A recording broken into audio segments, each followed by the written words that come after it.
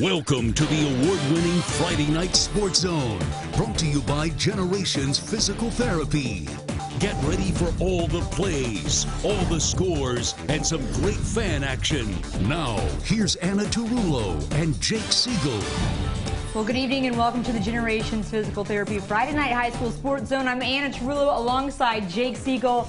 And Jake, with playoffs right around the corner, we had some impactful games around the Tri-State tonight. We really did, Anna, and we had an 11 and 12 matchup at Laidley Field earlier tonight with 4-4 Riverside visiting 4-4 Capital. But before we get to that, we'll start with some cross-state action. 7-1 Spring Valley hosts 8-1 Blazer for the first time since 1998.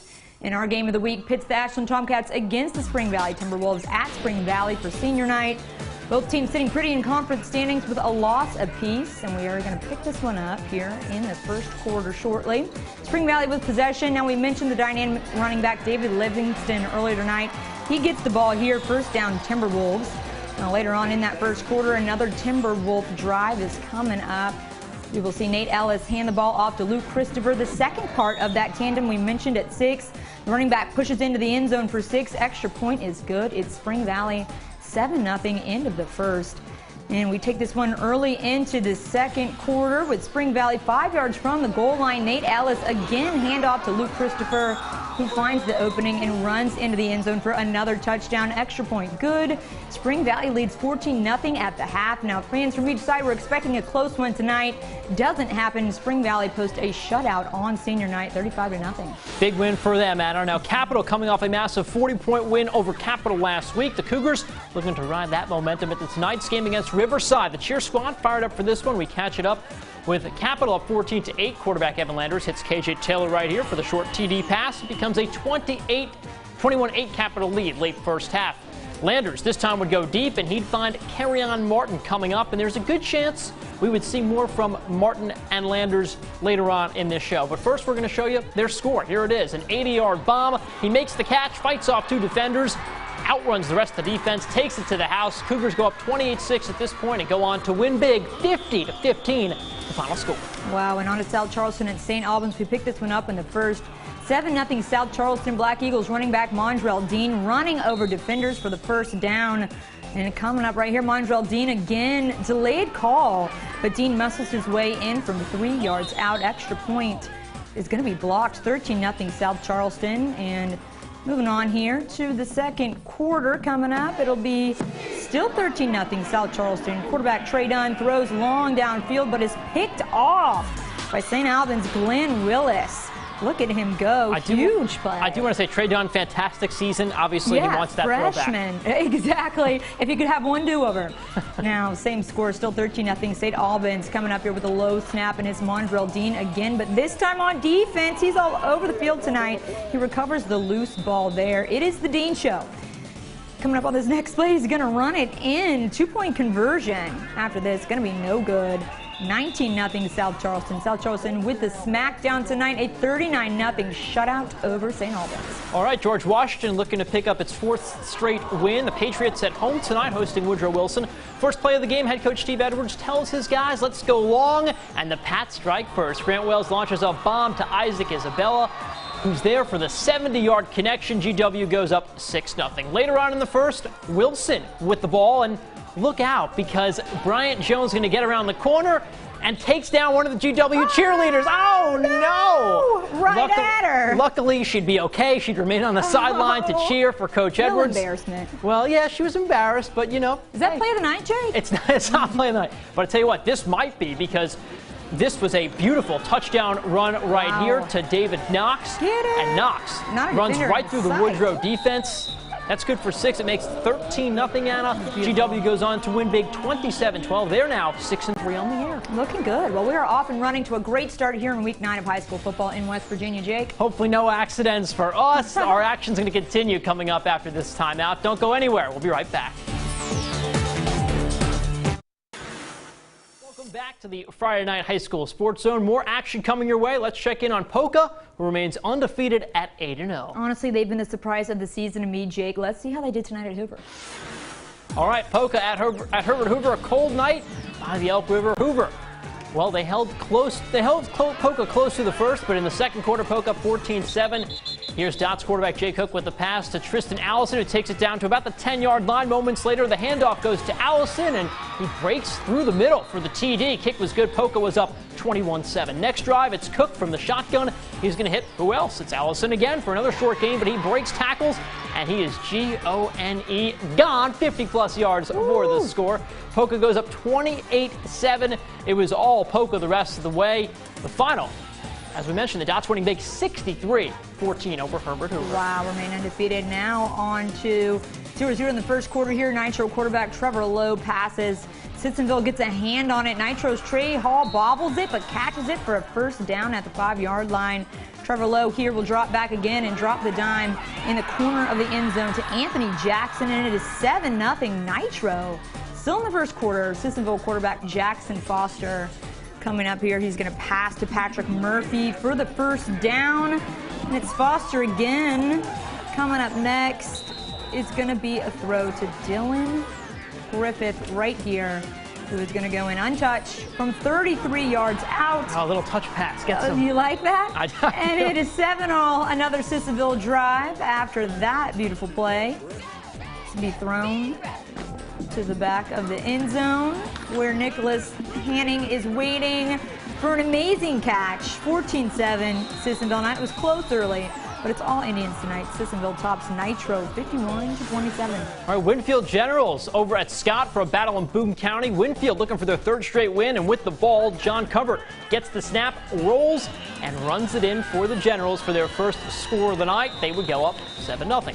Generals again. And it's Covert again, who's going to run through the Skyhawks defense for another Generals touchdown. He was an unstoppable force tonight. Winfield, well, again with the football, and this time they're going to switch it up. It's Carter Perry who gets the snap. He's going to hand it off to Ian Cortrell, who runs it in for another TD. Generals again, that's right, 4 touchdowns. This time it's Nick Vance who gets the snap, fakes the handoff to Perry. He walks it in himself. Winfield all over Scott tonight. They win 49-0. Their third straight win. Dang, and in some AAA action tonight, number 1 Martinsburg remains on top. They take down the Applemen. Great mascot from Musselman, 57-14, and number 3 Parkersburg South visited number 6 Wheeling Park. Patriot on Patriot crime here. Big upset with playoff implications. It's Wheeling Park over Parkersburg South, 35-27. And in some local action, the Van Bulldogs visited Buffalo. It was a close one. The Bison, though, come out on top, 24-21. And Wayne wins big over Logan. Final score of 61-26 in that one. All right, and some more top 10 action. The number 10 Huntington Highlanders with the big upset over Parkersburg, 44-13 final in that one. And Downridge County remains atop the polls at number 2 to beat the number 3 team Williamstown by nearly 2 scores. Don't go anywhere. Still some tri-state action to get you when we come back, including play of the night. Plus, we're talking some college sports. Stay with us. We'll be right back. Welcome back. Last segment of tonight's edition of the FAIRLAND High School Sports Zone. We head across the river and check in on how the Ohio boys fared tonight, starting at Powerhouse Ironton. The Fighting Tigers looking to stay unbeaten at home with a win against Portsmouth. Now Ironton up 13-0 in the second quarter. The Tigers extend their lead on this touchdown by Seth Fawson. And the Trojans in this next drive will try to get back into the game before halftime, but Drew Rowe gets flushed out of the pocket and has no choice but to throw it away.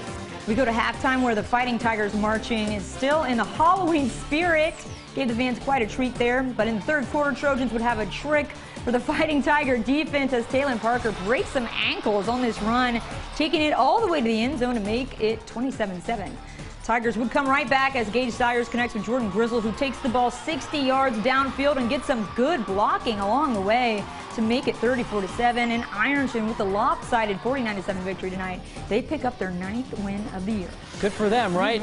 Coal Grove and Rock Hill going at it. Both teams looking for their 3rd victory of the season. Just 2 minutes into the first quarter, Logan Hankins breaks off this 30-yard run through a swarm of Hornets to make it 7-0 Redmen. Pretty nice right there. The Hornets try to tie the game up at 7 on this deep pass downfield, but Corey Boulders and Justin Hicks just can't connect right there. The Redmen would continue with the ground attack in the first. Hankins has another big run right here to put his team in scoring position.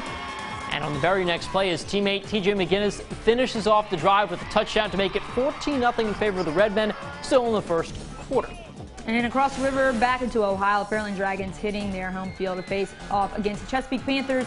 Chesapeake coming off a loss to Rock Hill last week. Fairland feeling pretty good coming off a win at Dawson Bryant. In the third quarter, Fairland leads with a score of 29-20. Max Ward gets the ball, looking to throw deep there, makes the pass, but it was deflected by Marcus Burnside, forcing a fourth down. Panthers defense is making strides late in the game. Still in third here. Panthers with possession. Will Todd gets the ball, having a hard time finding an opening. Todd takes to the outside around the defense, sprints down the sideline and out of bounds for the first down there. Early on in the fourth is where we're going to head next. The Panthers will have possession. The ball less than a yard from the goal line. Cameron Harless attempting to squeeze through the defense. He makes it in the end zone for the Panthers touchdown. Extra point will be good. Dragons still in the lead with a score of 29-27. Pretty close game tonight between the Panthers and Dragons. Fairland takes this one 36-33. Time now for our play of the night. All season long, Capital has been a team in the hunt to watch, mostly because of quarterback Evan Landers. And Landers did not disappoint tonight. He had a big first half, as we're going to see right here, including this bump to carry on Martin, the junior, making the grab, makes some nifty moves after the catch, fighting off a pair of defenders, and then outruns the rest of the score. For the score, so the Cougars go on and take a 28-6 lead. They go on to take the game 50-15. Capital going to round out the regular season next Friday night, George Washington. Here's another look at the play in case you didn't see it. We're slowing it down for you. Jukes out two defenders right there. And then he's just, I love the jukes. Can't go wrong. He's going to go down. He's going to go to the house. And a big win for Capital. They're now 5-4 on the year. And Anna, they beat Riverside at home. Pretty good. That's a pretty good play tonight. We'll take it. And tomorrow, West Virginia State hosts the University of Charleston at 11 a.m. The entire game will be broadcast on WOWK. We checked in with UC head coach Pat Kirkland earlier today. Here's what he says it will take for the Golden Eagles to walk away with a win tomorrow. I think you got to play 4 quarters, and that's any week. You know, this is an extremely competitive conference, and I think you're seeing things each week, you know, turn out maybe not as you expect them to. And the bar is going to be, you know, probably no different. You got to play all 4 quarters and be sound in the kicking game and just put yourself in a position down the stretch to win the football game. So it's going to be a great game tomorrow. West Virginia loses at Baylor last night. Ohio State is off. The Cats are off. Now Marshall heads to Rice at 3:30, right. So we'll have all of your action for that tomorrow, but some good college football. And not bad, and I'm really excited for the game we're going to have tomorrow. 2 crosstown rivals separated by under 5 miles away. Both teams hungry for a win, and West Virginia State, folks, let's not remember this, they like to win late. This is going to be a 4th quarter game, so we'll see how it ends. Definitely. That does it for us on the Friday Night High School Sports Zone, but we're not done having fun just yet. Join us for the post-game show over at WOWKTV.com.